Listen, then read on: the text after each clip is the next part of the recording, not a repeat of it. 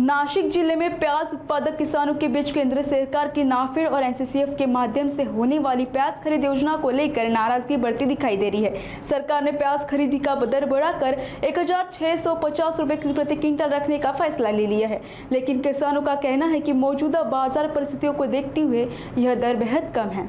किसानों का आरोप है कि यह खरीद योजना केवल सीमित किसानों तक ही पहुंच सकती है और इससे अधिकांश प्याज उत्पादकों को कोई भी लाभ नहीं मिलने वाला।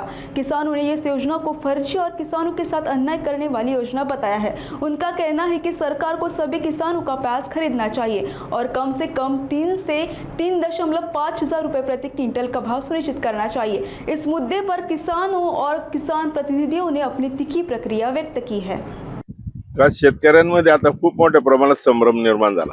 पहिल्याने 1580 रुपये भाव जाहीर केला होता आणि आता 1650 सांगितला, पण मुळात मागे जो याच सरकारने जो काय भाव दिला होता तर त्या भावाची याची तुलना केली तरी फरक आपल्या लक्षात येईल।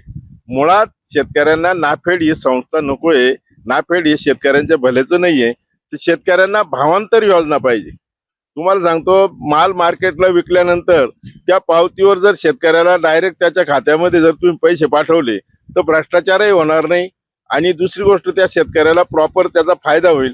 पण शेतकऱ्याचा फायदा या सरकारला करायचा नाही।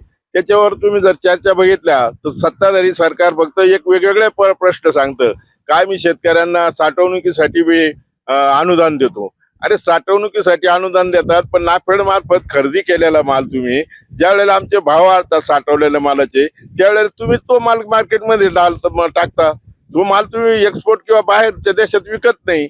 याच शहरामध्ये भाव वाढल्यानंतर जेणेकरून शेतकऱ्यांना त्या भाव वाढीचा फायदा मिळू नये आणि म्हणून तुम्ही आम्हाला अनुदान देऊन माल साठवायला लावतात आणि तो माल साठवण्यामध्ये आमचीच नुकसान होते।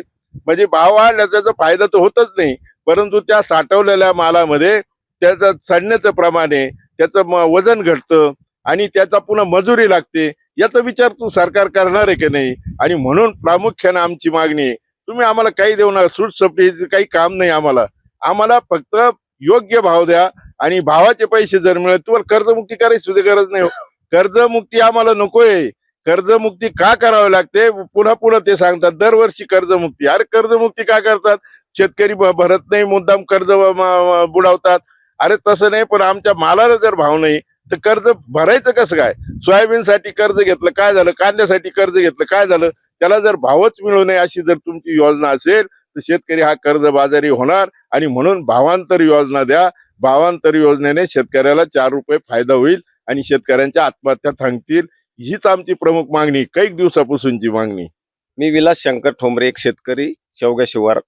आणि आम्ही जे आता चाळीत 3-3 महिन्यापासून जे कांदे साठवलेले त्यांचे दर त्या टायमाला 500-600 होते आणि त्याच्यानंतर ते आता सरकारने जे अंमलबजावणी केली का बो काही 1650 तो भाव देऊच टाका ना तुम्ही। आम्हाला कमीत कमी 2025 जर भाव दिला आणि प्रत्येक शेतकऱ्याच्या तुमच्याकडं अधिकारी लोक आहे ते पाठवा, प्रत्येक शेतकऱ्याचा माल किती आहे ती तपासणी करा आणि त्या शेतकऱ्याला इथं जागेवर 2,500 ते 2,000 रुपये यांनी ठरवून भाव द्यावा आणि ते मार्केटला बोलवतील। मग ते अधिकारी लोक एकच गाडी घेतो किंवा एकच ट्रॅक्टर घेईल, बाकी सोडल्या जातील। ते फुकट व्यापारी घेतात मग 500, 700, 1000 रुपयाने। ते काय आम्हाला मान्य नाही। सरकारने एक धोरण अंमलबजावणी करावी का बा प्रत्येक शेतकऱ्याचे देऊन अधिकारी पाठवायचा, एका गावला 1-2 अधिकारी पाठवा, त्यांची तपासणी केली जाईल चाळीत येऊन।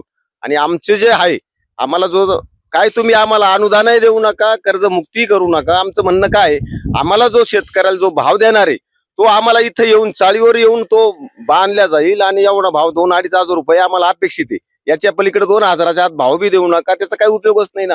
कारण इकडं 2 गाड्या खरेदी करायच्या किंवा 2 ट्रॅक्टर खरेदी करायचे आणि बाकी सोडून द्यायचे तिथं मार्केटला।